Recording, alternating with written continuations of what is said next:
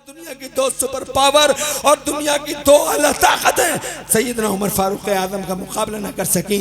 हजरात मोहतरम, अर्ज करना चाहता हूँ, सिद्दीक अकबर ने इस कुरान शरीफ को पढ़ा है तो जनाब नजर सदाकत से पढ़ा, सिद्दीक अकबर बन गए। भाई थोड़ा आवाज खींच रहा है, देखिए, तवज्जो है। अरे ये मैसेज की बातें हैं, एक पैगाम है, पैगाम अच्छा ही होना चाहिए। लाखों रुपए खर्च होता है इन जलसों में, इसीलिए होता है कि हम कोई बात पॉजिटिव भी कर सकें। मैं ज़ैनुल आबिदीन साहब की शायरी का मुखालिफ नहीं हूँ, ना मैं अफजल साहब की शायरी का मुखालिफ हूँ, मैं शायरों का मुखालिफ नहीं हूँ, मगर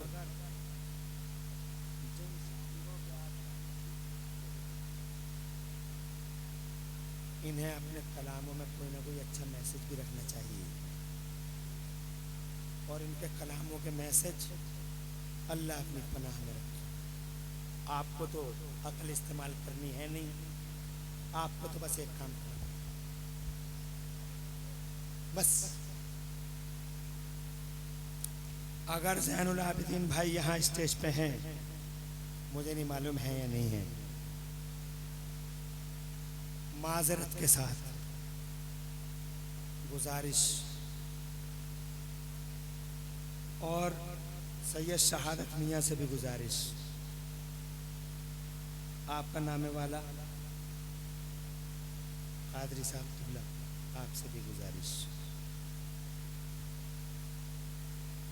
मुझे ये शेर बिल्कुल पसंद नहीं आया कि माँ झूठ बोल बोल के जन्नत में जाएगी। झूठ झूठ है,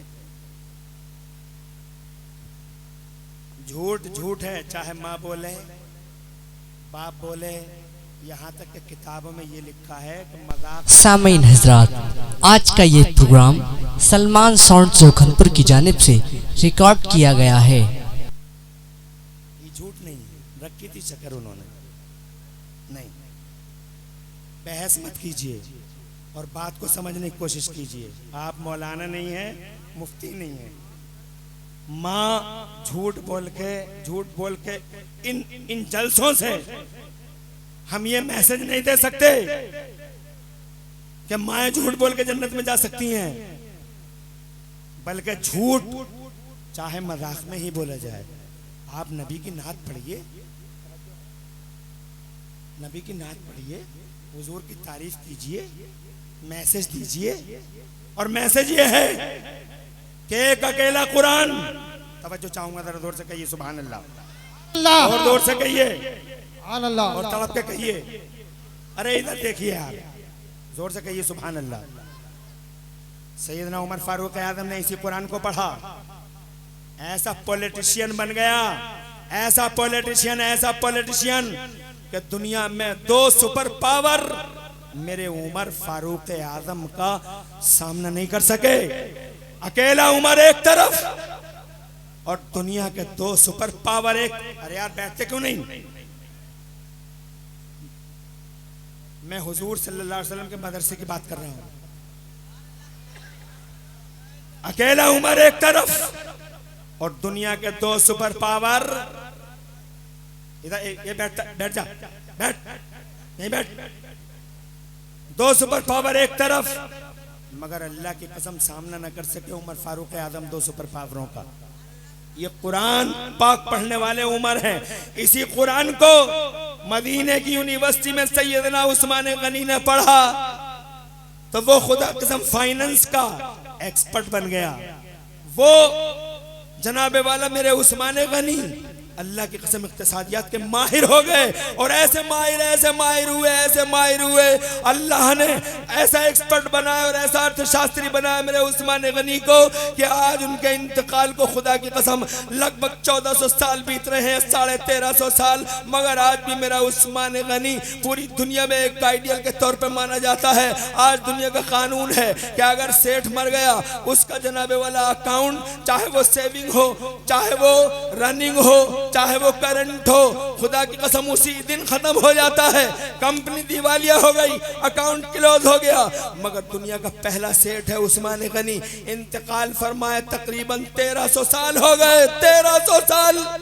मगर आज भी मेरे उस्मान गनी का करंट अकाउंट चल रहा है सऊदी अरब की म्यूनसिपलिटी में। तो जनाबे वाला एक कुरान पढ़ने वाला इस नज़र से कुरान पढ़ रहा है, इतना पैसा कमाया मेरे उस्मान ने उसी कुरान को पढ़कर। आज आप लोग कहते हैं कि जनाबे वाला कुरान पढ़ने वाले पीछे रह जाते हैं, मगर मैं कहता हूँ कि इन मदरसों से पढ़ने वाले इंशाअल्लाह कल भी आगे थे, कल भी आगे रहेंगे। ये उस्मान गनी है, इन्होंने इस एतबार से कुरान पढ़ा तो अर्थशास्त्री बन गए। हजरत मौला अली को देखो, क्या कुरान पढ़ा तो जनाबे वाला अल्लाह ने उन्हें ऐसा इल्म का बादशाह बनाया, ऐसा इल्म दिया कि हम जब किताबें पढ़ते हैं तो हैरान रह जाते हैं कि मौला अली ने कैसे कैसे फैसले मिनटों सेकंडों में अपने इल्म और हिकमत की बुनियाद पर कर दिए। हजरत अबू उबैदा बिन जर्राह ने हजरत मेडिकल लाइन से कुरान को पढ़ा तो वो ऐसा जनाबे वाला डॉक्टर बने, ऐसे डॉक्टर कि तुम्हारी दुनिया के 1 करोड़ MBBS एक तरफ और हमारी दुनिया के हजरत अबू उबैदा बिन जर्राह एक तरफ। क्या बात मोहतरम अर्ज करना चाहता हूँ। बहरहाल कुरान आया, कुरान पढ़ाया गया, मदरसों को बेस बनाया गया, मुस्तफ़ा जान रहमत ने पढ़ाया, लोग आगे बढ़े, तरक्की की, विकास हुआ। अगर आज की दुनिया में कोई हमसे पूछता है कि बताओ नबी का फ़ायदा क्या है, तो हम ये कहेंगे कि सबसे बड़ा फ़ायदा ये है कि जब से नबी आए हैं तभी से ज़माने में विकास के रास्ते फूटे हैं, तभी से ज़माने में तरक्कियों की शाहराहें खुली हैं, तभी से ज़माने इम्प्रूवमेंट हुआ है, डेवलपमेंट हुआ है। हज़रात मोहतरम, इन मदरसों की 4 दीवारियों से मामूली हस्तियों के मालिकान नहीं आए हैं, बल्कि इन मदरसों की 4 दीवारियों से वो हस्तियाँ पैदा होती हैं जिन हस्तियों की वजह से आज हम जिंदा हैं,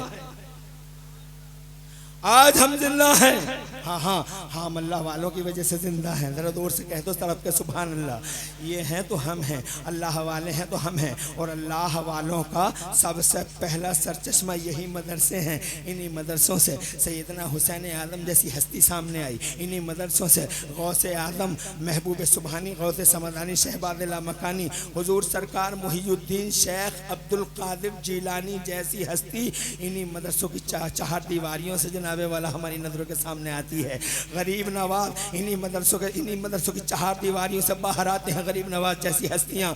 और ये वो हस्तियाँ हैं जिन हस्तियों के बारे में मेरे मुस्तफ़ा फरमाते हैं, आमिना के लाल फरमाते हैं, पर्सनल लाइफ में, सोशल लाइफ में जिनका एक किरदार है हजरात, जिनका एक कैरेक्टर है।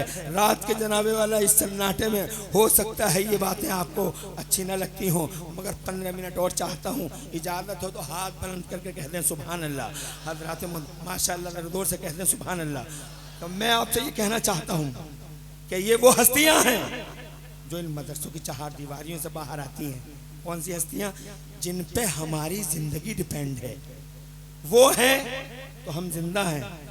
अल्लाह के नबी ने खुद, मैंने नहीं, ना इन्होंने, ना आपने, बल्कि पैगम्बर इस्लाम फरमाते हैं, आमिना के लाल फरमाते हैं, वह बिहिम तुम तरून, इन्हीं अल्लाह वालों की वजह से अल्लाह तुम पे बारिशें नाजिल फरमाता है।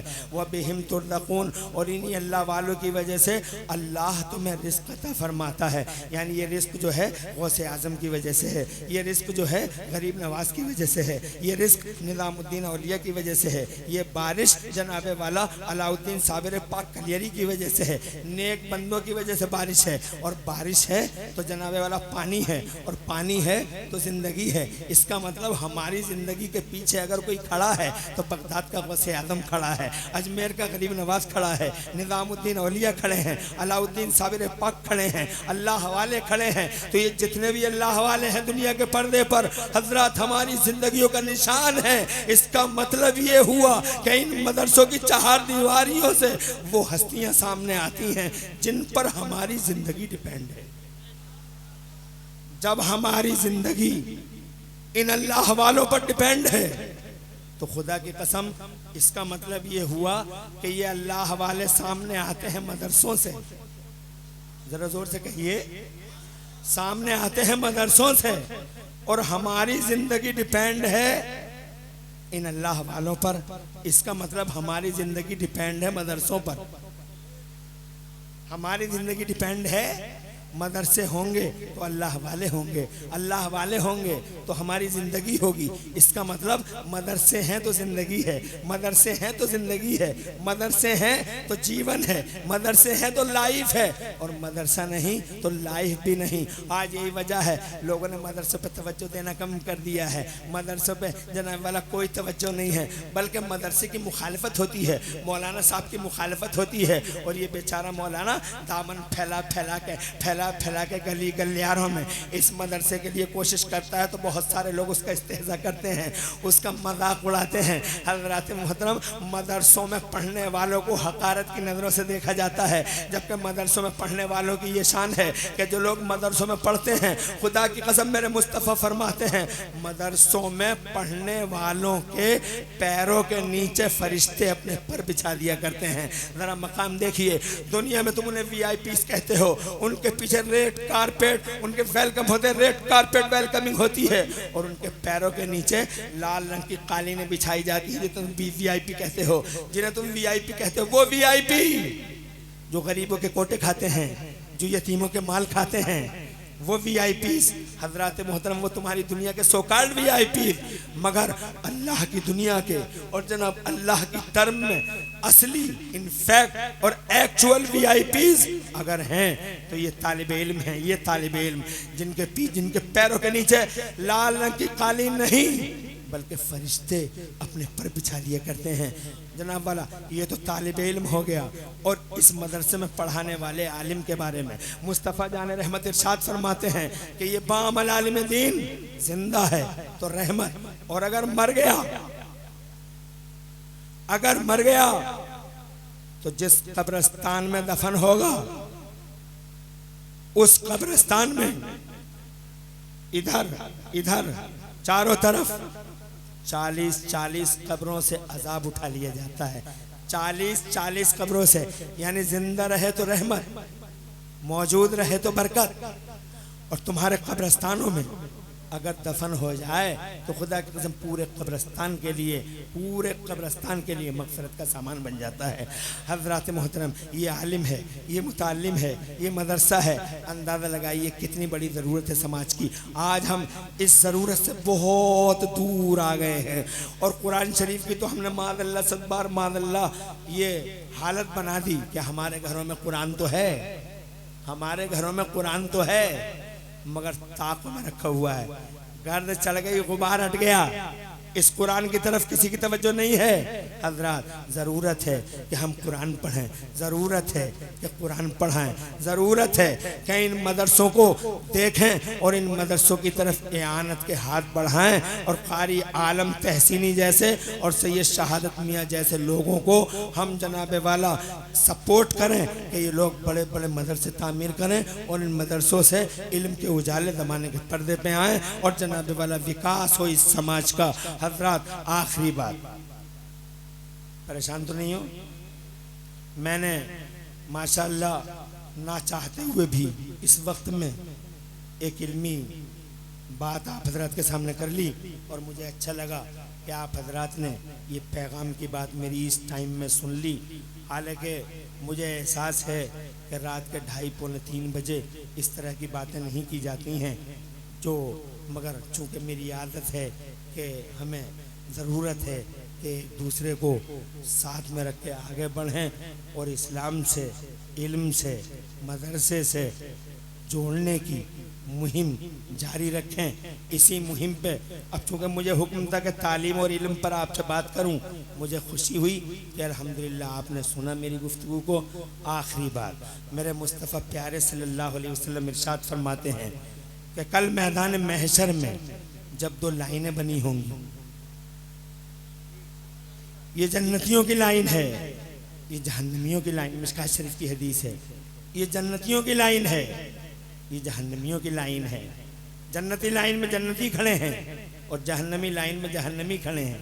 एक जहन्नमी की नज़र जन्नती लाइन में खड़े हुए एक मौलाना साहब पे पड़ गई। जन्नती लाइन में एक आलिम दीन खड़ा है और जहन्नमी लाइन में जहन्नमी खड़े हैं। मेरे मुस्तफ़ा फरमाते हैं उस जहन्नमी की नज़र जन्नती मौलाना लाइन में खड़े मौलाना पर पड़ गई तो हुजूर फरमाते हैं, तो वो वहां से उसी कतार से, उसी लाइन से उन मौलाना को पुकारता है और कहता है, अतारिफुनी, ए मौलाना क्या आप मुझे जानते हो? तो मौलाना देखते हैं और कहते हैं हाँ मैं पहचान रहा हूँ।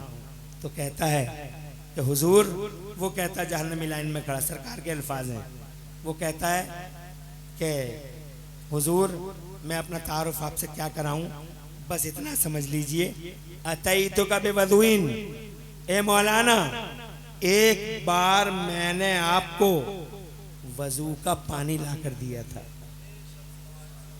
जोर से कहिए सुभान अल्लाह। वजू का पानी लाकर दिया था एक बार, सरकार एक बार वजू का पानी लाकर दिया था।